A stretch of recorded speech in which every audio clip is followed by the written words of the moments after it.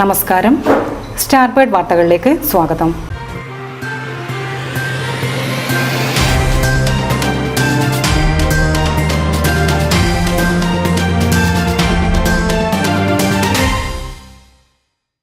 പ്രധാന വാർത്തകൾ.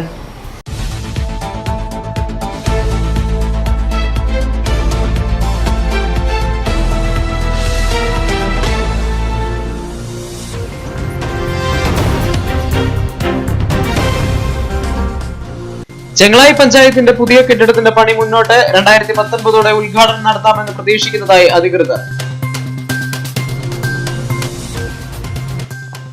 ഇറച്ചി സംസ്കരണത്തിന് മാലിന്യ സംസ്കരണത്തിന് നിർമ്മിച്ച ശേഷം ഉപേക്ഷിച്ചിട്ടിരിക്കുന്ന കെട്ടിടത്തിൽ സർക്കാർ സ്ഥാപനങ്ങൾ പ്രവർത്തിപ്പിക്കുന്നതിന് നഗരസഭ മുന്നിട്ടിറങ്ങണമെന്ന് കോൺഗ്രസ് ജില്ലാ committee general secretary PJ Antony. Mathrubhumi chief എഡിറ്ററുടെ വീട്ടിലെ കവർച്ചയിൽ അന്വേഷണ സംഘം ബംഗ്ലാദേശിലേക്ക്.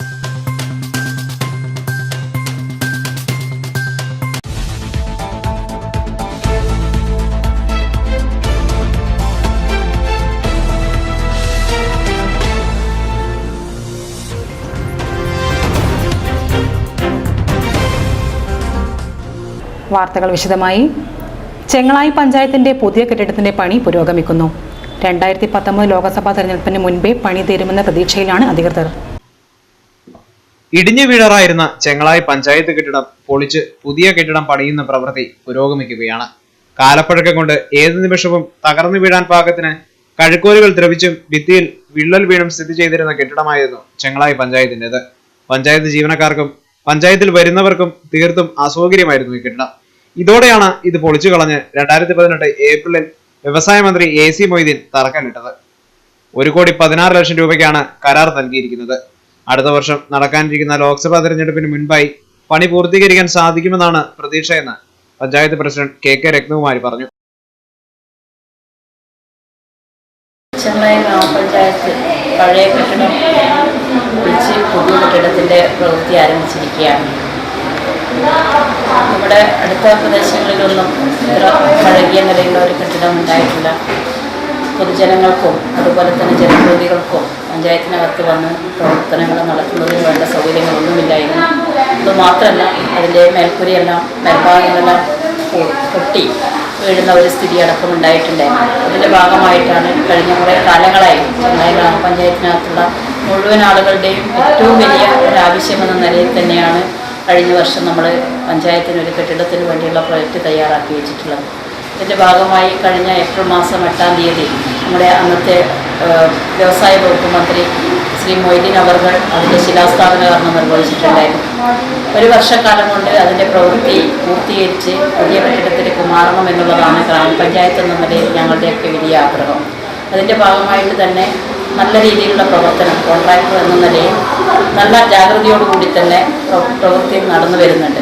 1,28,00,000 രൂപയാണ് നമ്മൾ ടെൻഡർ വെച്ചിട്ടുണ്ടായിരുന്നത്. എന്നാൽ 1,14,00,000 രൂപയ്ക്ക് ഏറ്റവും വിലോ എന്ന നിലയിൽ മനോഹരൻ എന്ന കോൺട്രാക്ടറാണ് ആ വർക്ക് ഏറ്റെടുത്തിട്ടുള്ളത്. ഏറ്റെടുത്ത ഘട്ടത്തിൽ തന്നെ സമയബന്ധിതമായി പ്രവൃത്തി പൂർത്തീകരിക്കുമെന്ന് ഞങ്ങളോട് പറഞ്ഞിട്ടുണ്ട്. സ്റ്റാർബേർഡ് ന്യൂസ് ശ്രീകണ്ഠപുരം. ശ്രീകണ്ഠാപുരത്ത് ഇടതുപക്ഷ ഭരണകാലത്ത് കോട്ടൂർവഴിയിൽ സ്ഥാപിച്ച ഇറച്ചി സംസ്കരണ പ്ലാന്റിന്റെയും മാലിന്യ സംസ്കരണ പ്ലാന്റിന്റെയും അനാഥമായി കിടക്കുന്ന കെട്ടിടങ്ങളിൽ സർക്കാർ സ്ഥാപനങ്ങൾ പ്രവർത്തിക്കണമെന്ന് കോൺഗ്രസ് ജില്ലാ committee general secretary PJ Antony ആവശ്യപ്പെട്ടു. ശ്രീകണ്ഠപുരം പഞ്ചായത്തായിരിക്കെ പഞ്ചായത്ത് ഭരിച്ചിരുന്ന LDF കൊട്ടൂർവയലിൽ ഇറച്ചി പ്ലാന്റിനും മാലിന്യ സംസ്കരണ പ്ലാന്റിനുമായി നിർമ്മിച്ച കെട്ടിടങ്ങൾ വർഷങ്ങളായി ആർക്കും വേണ്ടാതെ നശിക്കുകയാണ്. ഇതിനായി ചിലവഴിച്ച കോടികൾ ഇപ്പോൾ കാട് കയറി നശിക്കുന്ന നിലയിലാണ്. ജനവാസ മേഖല ആയതിനാലാണ് ഇത് പ്രവർത്തിപ്പിക്കുന്നതിന് കോടതി സ്റ്റേ നൽകിയത്. എന്നാൽ ഇതിനുശേഷം ഇത് പൂർണ്ണമായും കാട് കയറി. ശ്രീകണ്ഠപുരത്ത് പരിമിത സൗകര്യങ്ങളോടെ പ്രവർത്തിക്കുന്ന കൃഷി ഓഫീസ് അടക്കമുള്ള സർക്കാർ സ്ഥാപനങ്ങൾ ഇവിടേക്ക് മാറ്റുന്നതിന് നഗരസഭയ്ക്കും കഴിയുന്നില്ല എന്ന വിമർശനമാണ് കോൺഗ്രസ് ജില്ലാ കമ്മിറ്റി ജനറൽ സെക്രട്ടറി കൂടിയായ PJ ആന്റണി ഉന്നയിച്ചത്. കെട്ടിടം വെറുതെ നശിപ്പിക്കുന്നതിന് പകരം ഇത്തരത്തിൽ എന്തെങ്കിലും പൊതുജനത്തിന് ഗുണം കിട്ടുന്ന നടപടി സ്വീകരിക്കുന്നതിന് കോൺഗ്രസ് നേതൃത്വം നൽകുന്ന നഗരസഭ ഭരണസമിതി ശ്രമിക്കണമെന്നും PJ ആന്റണി കൂട്ടിച്ചേർത്തു. ഇപ്പോഴവിടെ കോടിക്കണക്കിന് രൂപ ചെലവ് ചെയ്തിട്ട് സർക്കാരിൻ്റെയും ഈ ജനങ്ങളുടെ നമ്മുടെ ഈ മുനിസിപ്പാലിറ്റിക്ക് പരിധിയിലുള്ള ജനങ്ങളുടെയും പണം ഉപയോഗിച്ച് നിർമ്മിക്കപ്പെട്ട കെട്ടിടം, അതായത് ഒന്ന് മാലിന്യ പ്ലാന്റിനും മറ്റൊന്ന് അറവുശാലയ്ക്കും വേണ്ടിയിട്ടാണ്. ഈ രണ്ട് സ്ഥാനത്തും, കാരണം അവിടെ തൊട്ടടുത്ത് ഈ കൊട്ടൂർവയലിൽ തന്നെ അയ്യപ്പ ക്ഷേത്രമുണ്ട്. അയ്യപ്പ ക്ഷേത്രം തൊട്ടടുത്ത് തന്നെ ഈ മറ്റേ കൊട്ടൂർവയലിലെ സ്കൂളുണ്ട്. തൊട്ടപ്പുറത്ത് ആരാധനാലയങ്ങൾ, മറ്റ് പള്ളികൾ ഒക്കെ നിലനിൽക്കുന്ന സന്ദർഭത്തിൽ സ്വാഭാവികമായി ഇനി മേലിൽ അവിടെ മാലിന്യ നടക്കില്ല. പക്ഷേ മുനിസിപ്പാലിറ്റിയും തീരുമാനിച്ചാൽ അനുബന്ധമായ മുനിസിപ്പാലിറ്റിയുടെ കീഴിലുള്ള ഒരുപാട് സ്ഥാപനങ്ങൾ ഇവിടെ പ്രവർത്തിക്കുന്നുണ്ട്. അത് കൃഷിഭവനായാലും കുടുംബശ്രീ ആയാലും ആയുർവേദ ഹോസ്പിറ്റലായാലും മറ്റ് ഹോസ്പിറ്റലുകളായിരുന്നാലും സർക്കാരിൻ്റെ നിയന്ത്രണത്തിന് വിധേയമായി പ്രവർത്തിക്കുന്ന സ്ഥാപനങ്ങൾ ഇങ്ങോട്ട് വന്നാൽ കേവലം ടൗണിൽ നിന്ന് 1.5 കിലോമീറ്റർ മാത്രമേ ദൂരമുള്ളൂ. അവിടെ അത് പ്രവർത്തിക്കാനുള്ള സാഹചര്യം ഒരുക്കാൻ മുനിസിപ്പാലിറ്റിയും മുൻകൈ എടുത്തുകൊണ്ട് തന്നെ ഗവൺമെൻറ്റിനെ കൊണ്ട് അത് ചെയ്യിക്കാൻ നടപടികൾ സ്വീകരിച്ചെങ്കിൽ മാത്രമേ ഈ കോടിക്കണക്കിന് രൂപ വിലമതിക്കുന്ന ഈ വസ്തുവിൻ്റെ അകത്ത് കെട്ടിടങ്ങൾ ഉപയോഗിച്ചുകൊണ്ട് ഇത്തരം സ്ഥാപനം നടത്തിക്കൊണ്ട് മുന്നോട്ട് പോകാൻ സാധിക്കുന്നില്ലെങ്കിൽ വലിയ അപകടമായിരിക്കും നാളെ ഉണ്ടാകാൻ പോകുന്നത്. അതുകൊണ്ട് മുനിസിപ്പാലിറ്റിയും സർക്കാരും ഈ വിഷയത്തിനകത്ത് ഇടപെട്ടുകൊണ്ട് തന്നെ ആ മുനിസിപ്പാലിറ്റിയുടെ പരിധിക്കകത്ത് പ്രവർത്തിക്കുന്ന മറ്റ് സ്ഥാപനങ്ങൾ, ഹോസ്പിറ്റലുകളായിരുന്നാലും മറ്റു കാര്യങ്ങളായിരുന്നാലും ഇവിടത്തേക്ക് മാറ്റി, കൃഷിഭവൻ പ്രത്യേകിച്ചും. കാരണം സ്വാഭാവികമായിട്ട് ഇപ്പം മുനിസിപ്പാലിറ്റിയുടെ സ്ഥിതി എന്താ, മുനിസിപ്പാലിറ്റിയുടെ ഫ്രണ്ടിലേക്ക് ചെല്ലുമ്പോഴത്തേക്കും അവിടെ കച്ചവട സ്ഥാപനം പോലെയാണ്. കൃഷിഭവൻ്റെ മുഴുവൻ സ്ഥാപനങ്ങൾ അവിടെ ഫ്രണ്ടിൽ വെച്ചിരിക്കുകയാണ്. ഒരു മുനിസിപ്പാലിറ്റിയുടെ പവർ, അതിൻ്റെ അധികാരം ഉപയോഗിക്കപ്പെടുവാൻ ഈ മുനിസിപ്പാലിറ്റിക്ക് സാധിക്കാത്ത അവസ്ഥയിലാണുള്ളത്. അതുകൊണ്ട് അടിയന്തരമായി കൃഷിഭവനും ബന്ധപ്പെട്ട അനുബന്ധമായ മറ്റ് സ്ഥാപനങ്ങൾ അവിടുന്ന് മാറ്റി സ്ഥാപിച്ചുകൊണ്ട് മുന്നോട്ട് പോകാൻ മുനിസിപ്പാലിറ്റി മുൻകൈ എടുക്കണമെന്നാണ് ജില്ലാ കോൺഗ്രസ് കമ്മിറ്റിയുടെ ജനറൽ സെക്രട്ടറി PG ആരൻ എന്ന നിലയ്ക്ക് എനിക്ക് പറയാനുള്ളത്. നവകേരള സൃഷ്ടിക്കായി തദ്ദേശ സ്ഥാപനങ്ങൾ വഴി സമാഹരിക്കുന്ന തുക ഏറ്റുവാങ്ങുന്നതിന് മന്ത്രി KK ശൈലജ 13-ാം തീയതി ശ്രീകണ്ഠാപുരത്തെത്തും. ശ്രീകണ്ഠാപുരം മുനിസിപ്പാലിറ്റി, ചെങ്ങളായി, ഇരിക്കൂർ, പയ്യാവൂർ, എരുവേശി പഞ്ചായത്തുകളും ഇവിടെ വെച്ച് തുക മന്ത്രിക്ക് കൈമാറും. കേരളം അഭിമുഖീകരിച്ച മഹാപ്രളയത്തിൽ നിന്ന് കരകയറുന്നതിന് വേണ്ടിയുള്ള ശ്രമം നമ്മുടെ മേഖലയിൽ ഒട്ടാകെ നടന്നുകൊണ്ടിരിക്കുകയാണ്. ബഹുമാനിയായ കേരള ആരോഗ്യ വകുപ്പ് മന്ത്രി ദുരിതാശ്വാസ നിധി സ്വരൂപിക്കുന്നതിന് വേണ്ടി സെപ്റ്റംബർ 13-ാം തീയതി 11:30 മണിക്ക് ശ്രീകണ്ഠപുരം നഗരസഭാ ഹാളിൽ എത്തിച്ചേരുന്നുണ്ട്. എല്ലാവരും ആത്മാർത്ഥമായി സഹായിക്കുകയും സഹകരിക്കുകയും ചെയ്യണം എന്നും അഭ്യർത്ഥിക്കുന്നു.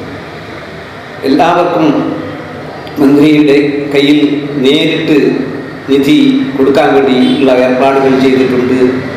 അതിന് നമ്മുടെ നഗരസഭാ പരിധിയിലുള്ള എല്ലാ സംഘടനകളും ജനങ്ങളും ഇവിടെ എത്തിച്ചേരണം എന്ന് അഭ്യർത്ഥിക്കുന്നു.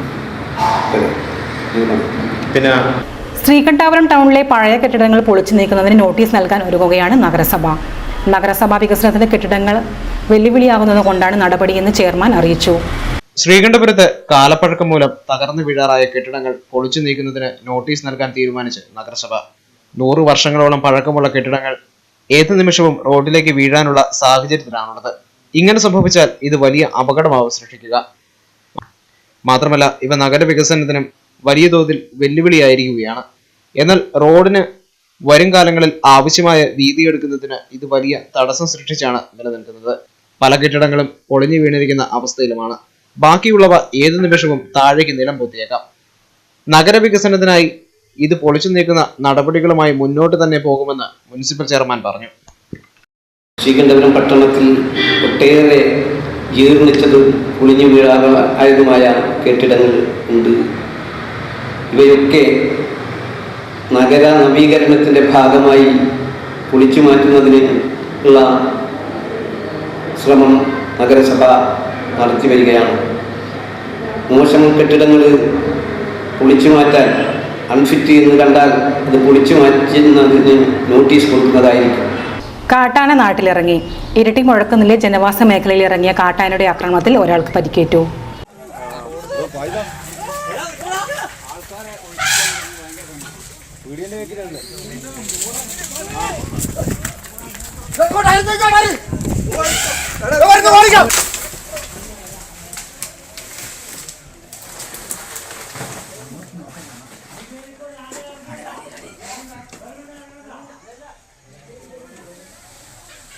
ജനങ്ങളെ ഭീതിയിലാഴ്ത്തി മുഴക്കുന്നിലെ ജനവാസ മേഖലയിൽ വീണ്ടും കാട്ടാന ഇറങ്ങി. ആനയുടെ അക്രമത്തിൽ ഒരാൾക്ക് പരിക്കേറ്റു. പരിക്കേറ്റ ചാക്കാട് സ്വദേശി വലിയ പറമ്പിൽ പുരുഷോത്തമനെ കോഴിക്കോട് സ്വകാര്യ ആശുപത്രിയിൽ പ്രവേശിപ്പിച്ചു. നാട്ടിലിറങ്ങിയ ആന ഒരു പശുവിനെ കുത്തിക്കൊല്ലുകയും വനംവകുപ്പിന്റെ ജീപ്പ് തകർക്കുകയും ചെയ്തു. ജീപ്പ് ഡ്രൈവറുടെ സംയോജിതമായ ഇടപെടലിനാലാണ് 2 ഫോറസ്റ്റ് വാച്ചർമാർ രക്ഷപ്പെട്ടത്. തിങ്കളാഴ്ച പുലർച്ചെ 6:30യോടെയാണ് സംഭവം. മുഴക്കുന്ന് പഞ്ചായത്തിലെ വിളക്കോട് ഹാജി റോഡിന് സമീപമാണ് കാട്ടാനയെ നാട്ടുകാർ കണ്ടത്. രാവിലെ നടക്കാനിറങ്ങിയ പുരുഷോത്തമൻ ചാക്കാട് നിന്ന് ഹാജി റോഡിലേക്ക് നടക്കുന്നതിനിടെ കാട്ടാനയുടെ മുന്നിൽ പെടുകയായിരുന്നു. ആനയുടെ ആക്രമണത്തിൽ പരിക്കേറ്റ ഇദ്ദേഹത്തെ ആദ്യം ഇരിട്ടിയിലെ സ്വകാര്യ ആശുപത്രിയിലും തുടർന്ന് വിദഗ്ധ പരിശോധനയ്ക്കായി കോഴിക്കോട്ടെ സ്വകാര്യ ആശുപത്രിയിലും പ്രവേശിപ്പിച്ചു. ആനയിറങ്ങിയ വിവരം നാട്ടുകാരാണ് പഞ്ചായത്ത് അധികൃതരെയും വനപാലകരെയും പോലീസിനെയും അറിയിച്ചത്. മുഴക്കുന്ന് പഞ്ചായത്ത് പ്രസിഡന്റ് ബാബു ജോസഫും പോലീസും വനപാലക സംഘവും സ്ഥലത്തെത്തി. പ്രദേശത്തെ ജനങ്ങൾക്ക് പോലീസ് ജാഗ്രതാ നിർദ്ദേശം നൽകുകയും വീടുകളിൽ നിന്ന് പുറത്തിറങ്ങുന്നത് വിലക്കുകയും ചെയ്തു. തുരത്താൻ ശ്രമിക്കുന്നതിനിടെ ആന പറമ്പിൽ നിന്ന് റോഡിലേക്ക് പല പ്രാവശ്യം കയറി ഇറങ്ങി നടന്നു. ഒരു തവണ റോഡിലുണ്ടായിരുന്ന പോലീസ് ജീപ്പ് ആക്രമിക്കാനായി ഓടിയടുത്ത ശേഷം പിന്തിരിഞ്ഞുപോയി. ഹർത്താലായതിനാൽ അടുത്തുള്ള പ്രദേശങ്ങളിലുള്ളവർ ഇവിടേക്കെത്തി. ഇത് ആനയെ തുരത്തുന്നതിന് അധികൃതർക്ക് പ്രയാസമുണ്ടാക്കി. ഉച്ചയോടെ ഹാജി റോഡ് അയ്യപ്പൻകാവ് റോഡിൽ ഇറങ്ങിയ ആന വനംവകുപ്പിലെ 2 വാച്ചർമാർക്ക് നേരെ ഓടിയെടുത്തു. റോഡിൽ നിർത്തിയിട്ടിരുന്ന വനംവകുപ്പിന്റെ ജീപ്പ് ആനയുടെ മുന്നിലേക്ക് എടുത്ത് ഡ്രൈവർ ഇവരെ 2 പേരെയും ആനയിൽ നിന്ന് അകറ്റിയതിനാലാണ് ഇരുവരും രക്ഷപ്പെട്ടത്. എന്നാൽ ജീപ്പ് ആന തകർത്തു. ചരക്കാട് ജനവാസ കേന്ദ്രത്തിലേക്ക് നീങ്ങിയ ആന ഇവിടെയുള്ള ഒരു പശുവിനെ കുത്തിക്കൊന്നു. മമ്മാലി റിജേഷിന്റെ പശുവിനെയാണ് കൊന്നത്. രാവിലെ സ്ഥലത്തെത്തിയ DFO സുനിൽ പാമാടി വനപാലകർക്ക് വേണ്ട നിർദ്ദേശങ്ങൾ നൽകി. ആനയെ വനത്തിലേക്ക് കയറ്റിവിടാൻ തിങ്കളാഴ്ച രാത്രി ശ്രമം തുടർന്നു. കഴിഞ്ഞ ദിവസം ഫാമിൽ നിന്ന് തുരത്തിയവയിൽ നിന്ന് കൂട്ടം തെറ്റിയെത്തിയ കാട്ടാനയാണ് ഇതെന്നാണ് സംശയം. സ്റ്റാർബേഡ് വാർത്തകൾ ഇനി ഒരിടവേള.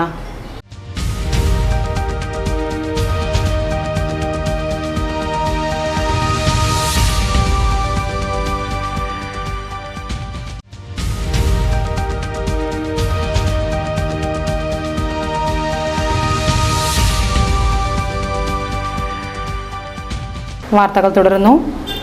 മാതൃഭൂമി ചീഫ് എഡിറ്ററെയും ഭാര്യയെയും കെട്ടിയിട്ട് കവർച്ച നടത്തിയതിൽ അന്വേഷണം ബംഗ്ലാദേശിലേക്ക്. സമാനമായ കവർച്ചകൾ ബംഗ്ലാദേശിൽ നടത്തിയവരെക്കുറിച്ചുള്ള വിവരങ്ങൾ ശേഖരിക്കുന്നതിനാണ് അന്വേഷണ സംഘം ബംഗ്ലാദേശിലേക്ക് തിരിക്കുന്നത്. Mathrubhumi news editor K Vinod ചന്ദ്രനെയും ഭാര്യയെയും ആക്രമിച്ച് കെട്ടിയിട്ട് കവർച്ച നടത്തിയ സംഭവത്തിൽ പോലീസ് അന്വേഷണം ബംഗ്ലാദേശിലേക്ക്.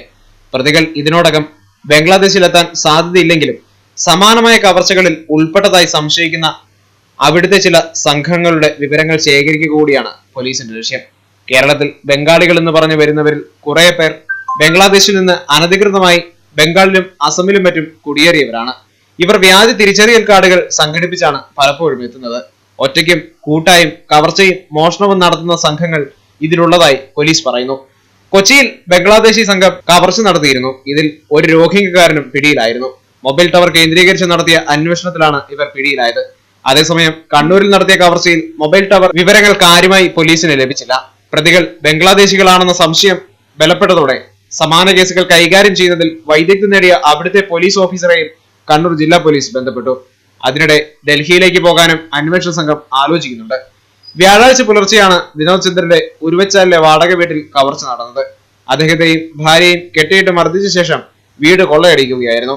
സംഭവം നടന്ന് 5 ദിവസം കഴിഞ്ഞിട്ടും കാര്യമായ തെളിവുകളൊന്നും ലഭിക്കാത്തത് പോലീസിനെ വിഷമിപ്പിക്കുന്നുണ്ട്.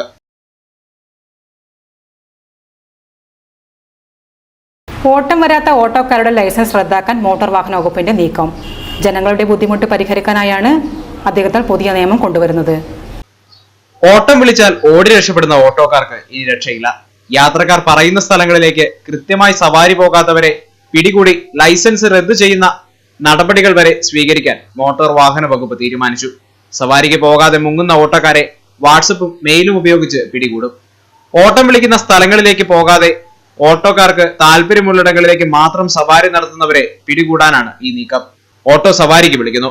യാത്രക്കാരൻ പറയുന്ന സ്ഥലത്തേക്ക് പോകാൻ വിസമ്മതിച്ച് ഓട്ടോക്കാരൻ സ്ഥലം വിടുന്നു എങ്കിൽ ഇയാളുടെ ഓട്ടോ നമ്പർ ഉപയോഗിച്ച് 85 47 63 91 01 എന്ന നമ്പറിലേക്ക് വാട്സപ്പ് ചെയ്തു kl10@gmail.com എന്ന ഐഡിയിലേക്ക് മെയിൽ അയച്ചോ പരാതിപ്പെടാം. മോട്ടോർ വാഹന ഉദ്യോഗസ്ഥർ 24 മണിക്കൂറിനകം ഇയാളെ പിടികൂടി നടപടി സ്വീകരിക്കും. കണ്ണൂർ കമ്പലിൽ ചടയൻ ഗോവിന്ദൻ അനുസ്മരണം നടന്നു. ഞായറാഴ്ച നടന്ന പരിപാടി വ്യവസായ മന്ത്രി ഇ.പി. ജയരാജൻ ഉദ്ഘാടനം ചെയ്തു. 2 പതിറ്റാണ്ട് മുൻപ് സെപ്റ്റംബർ 9 തീയതിയായിരുന്നു ചടയൻ ഗോവിന്ദൻ വിട പറഞ്ഞത്. തന്റെ ജീവിതം മുഴുവൻ കേരളത്തിലെ സാധാരണ ജനങ്ങൾക്ക് വേണ്ടിയും വിശ്വസിച്ച പ്രസ്ഥാനത്തിന് വേണ്ടിയും ഒഴിഞ്ഞുവെച്ച ഋഷിതുല്യനായ വിപ്ലവകാരി. പ്രതിസന്ധി ഘട്ടങ്ങളിൽ പാർട്ടിയെ ഒറ്റ ചരടിൽ കോർത്ത മാലയായി പിടിച്ചു നിർത്തിയ സംഘടനാ വൈഭവം. കേരളത്തിലെ കമ്മ്യൂണിസ്റ്റ് തൊഴിലാളി വർഗ പ്രസ്ഥാനത്തിന്റെ സമുന്നത നേതാവും CPIM സംസ്ഥാന സെക്രട്ടറിയുമായിരുന്ന ചടയൻ ഗോവിന്ദന്റെ 20ാം ചരമവാർഷികം വിപുലമായി ആചരിച്ചു. പ്രഭാതപേരി, പതാക ഉയർത്തൽ, അനുസ്മരണ യോഗങ്ങൾ എന്നിങ്ങനെ വിവിധ പരിപാടികളോടെയാണ് ദിനാചരണം സംഘടിപ്പിച്ചത്. രാവിലെ 9 പയ്യാമ്പലത്തെ സ്മൃതി മണ്ഡപത്തിൽ CPIM കേന്ദ്ര കമ്മിറ്റി അംഗം മന്ത്രി ഇ.പി. ജയരാജന്റെ നേതൃത്വത്തിൽ പുഷ്പാർച്ചന നടത്തി. 8:30 കണ്ണൂർ സ്റ്റേഡിയം കോർണറിൽ കേന്ദ്രീകരിച്ച് പ്രകടനമായും നേതാക്കളും പ്രവർത്തകരും പയ്യാമ്പലത്തെത്തി ചടയന്റെ കുടുംബാംഗങ്ങളും പുഷ്പാർച്ചനയിൽ പങ്കെടുത്തു.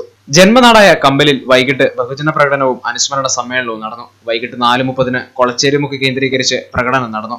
കമ്പിൽ ബസാറിൽ പൊതുസമ്മേളനം മന്ത്രി ഇ.പി. ജയരാജൻ ഉദ്ഘാടനം ചെയ്തു. ജില്ലാ സെക്രട്ടറി പി. ജയരാജൻ, സംസ്ഥാന കമ്മിറ്റി അംഗം ജെയിംസ് മാത്യു MLA, ജില്ലാ സെക്രട്ടേറിയറ്റ് അംഗം ടി.കെ. ഗോവിന്ദൻ തുടങ്ങിയവർ സംസാരിച്ചു. അനുസ്മരണ സമ്മേളനം വ്യവസായ കായിക വകുപ്പ് മന്ത്രി ഇ.പി. ജയരാജൻ ഉദ്ഘാടനം ചെയ്തു. പി. പവിത്രൻ സ്വാഗതം പറഞ്ഞ ചടങ്ങിൽ കെ. ചന്ദ്രൻ അധ്യക്ഷത വഹിച്ചു. പി. ജയരാജൻ, ബിജു കണ്ടങ്കൈ, പി. ബാലൻ എന്നിവർ സംസാരിച്ചു. അദ്ദേഹത്തിന്റെ ജീവിത സാഹചര്യങ്ങൾ കമ്മ്യൂണിസ്റ്റ് പ്രസ്ഥാനത്തിന്റെ പ്രധാന സേവകനായി പ്രവർത്തിക്കാനുള്ള കരുത്തും ശക്തിയും അദ്ദേഹത്തിന് സ്വന്തം ജീവിതം മുന്നോട്ട് കൊണ്ടുപോകാൻ ഈ കമ്പിൽ തെരുവിൽ തന്നെ ഒരു നെയ്ത്തു തൊഴിലാളിയാണ് പ്രവർത്തിച്ചുകൊണ്ട് നെയ്ത്തു തൊഴിലാളികളെയും കർഷക തൊഴിലാളികളെയും കർഷക ജനസാമാന്യത്തെയും ഈ എരിക്കൂർ ഫാക്ടറിയിൽ സംഘടിപ്പിച്ചുകൊണ്ടാണ് സഖാവ് ചടയന്റെ സംഘടനാ പ്രവർത്തനം. പുതിയ കേരളം കെട്ടിപ്പടുക്കുന്നതിനായി ധനസമാഹരണ യജ്ഞത്തിന് കണ്ണൂർ ജില്ലയിൽ ചൊവ്വാഴ്ച തുടക്കമായി. 3-4 തദ്ദേശ സ്ഥാപനങ്ങൾക്ക് 1 എന്ന നിലയിൽ 20 കേന്ദ്രങ്ങളിലായാണ് വിപുലമായ വിഭവ സമാഹരണ കേന്ദ്രങ്ങൾ സ്ഥാപിച്ചത്. പുതിയ കേരളം കെട്ടിപ്പടുക്കാനായുള്ള ധനസമാഹരണ യജ്ഞത്തിന് കണ്ണൂർ ജില്ലയിൽ ഇന്ന് തുടക്കമാകും. 3-4 തദ്ദേശ സ്ഥാപനങ്ങൾക്ക് 1 എന്ന നിലയിൽ 20 കേന്ദ്രങ്ങളിലാണ് വിപുലമായ വിഭവ സമാഹരണ ക്യാമ്പുകൾ സംഘടിപ്പിക്കുന്നത്. ദുരിതാശ്വാസ നിധിയിലേക്ക് ഇതിനകം കഴിയാവുന്ന നിലയിൽ സംഭാവന ചെയ്തവരാണ് ജില്ലയിലെ മിക്കവാറും ജനങ്ങൾ. മുഖ്യമന്ത്രിയുടെ ദുരിതാശ്വാസ നിധിയിലേക്ക് വിവിധ സന്നദ്ധ സാമൂഹ്യ സംഘടനകളുടെയും നേതൃത്വത്തിൽ നടന്ന ദുരിതാശ്വാസ നിധി സമാഹരണ പ്രവർത്തനങ്ങൾക്ക് മികച്ച പ്രതികരണമാണ് ലഭിച്ചത്. എന്നാൽ പ്രളയ ദുരന്തത്തിൽ തകർന്നടിഞ്ഞ കേരളത്തിന്റെ പുനർനിർമ്മാണത്തിന് ഇതെല്ലാം അപര്യാപ്തമാണെന്ന് ജനങ്ങളെ ബോധ്യപ്പെടുത്തി പരമാവധി സഹായങ്ങൾ ലഭിക്കാനുള്ള പ്രവർത്തനമാണ് തദ്ദേശ സ്ഥാപനങ്ങളുടെയും ജനപ്രതിനിധികളുടെയും ഉദ്യോഗസ്ഥരുടെയും നേതൃത്വത്തിൽ നടക്കുന്നത്. ജില്ലയുടെ ചുമതലയുള്ള വ്യവസായ മന്ത്രി ഇ.പി. ജയരാജനും ആരോഗ്യമന്ത്രി കെ. ശൈലജയും ക്യാമ്പുകൾക്ക് നേതൃത്വം നൽകും. മലയോര മേഖലയിൽ സ്വർണ്ണവിസ്മയം തീർക്കാൻ കളത്തിൽ ജ്വല്ലേഴ്സ് പേരാവൂരിലും പുതിയ ഷോറൂം ചൊവ്വാഴ്ച രാവിലെ 10 മണിക്കാണ് പൊതുജനങ്ങൾക്കായി തുറന്നുകൊടുത്തത്. 11 തീയതി ചൊവ്വാഴ്ച രാവിലെ 10 മണിക്കാണ് പേരാവൂരിൽ കളത്തിൽ ജ്വല്ലേഴ്സിന്റെ 4ാമത്തെ ഷോറൂം തുറന്നു കൊടുത്തത്. പേരാവൂർ ടൗണിന്റെ ഹൃദയഭാഗത്ത് സ്വർണ്ണാഭരണ ശ്രേണിയുടെ പുതുപുത്തൻ ഡിസൈനുകളും പതിറ്റാണ്ടുകളുടെ പ്രവർത്തന പാരമ്പര്യവും പത്തരമാറ്റിന്റെ പരിശുദ്ധിയുമായിട്ടാണ് കളത്തിൽ ജ്വല്ലേഴ്സ് പ്രവർത്തനം ആരംഭിക്കുന്നത്. ഉദ്ഘാടന ദിവസം കട സന്ദർശിച്ചവരിൽ 4 പേർക്ക് നറുക്കെടുപ്പിലൂടെ സ്വർണ്ണ നാണയം സമ്മാനമായി നൽകി. നറുക്കെടുപ്പ് വൈകുന്നേരം 5 മണിക്കാണ് നടന്നത്.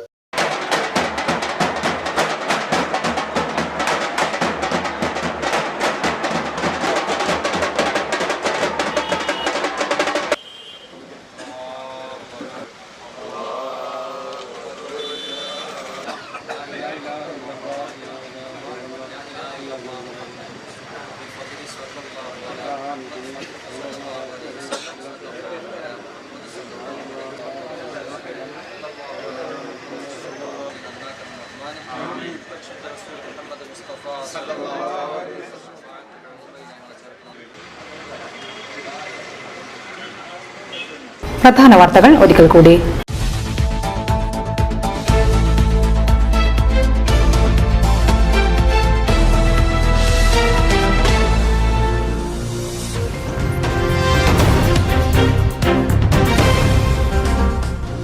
ചെങ്ങളായി പഞ്ചായത്തിന്റെ പുതിയ കെട്ടിടത്തിന്റെ പണി മുന്നോട്ട് 2019 ഉദ്ഘാടനം നടത്താമെന്ന് പ്രതീക്ഷിക്കുന്നതായി അധികൃതർ. ഇറച്ചി സംസ്കരണത്തിന് മാലിന്യ സംസ്കരണത്തിന് നിർമ്മിച്ച ശേഷം ഉപേക്ഷിച്ചിട്ടിരിക്കുന്ന കെട്ടിടത്തിൽ സർക്കാർ സ്ഥാപനങ്ങൾ പ്രവർത്തിപ്പിക്കുന്നതിന് നഗരസഭ മുന്നിട്ടിറങ്ങണമെന്ന് കോൺഗ്രസ് ജില്ലാ committee general secretary PJ Antony. Mathrubhumi chief എഡിറ്ററുടെ വീട്ടിലെ കവർച്ചയിൽ അന്വേഷണ സംഘം ബംഗ്ലാദേശിലേക്ക്.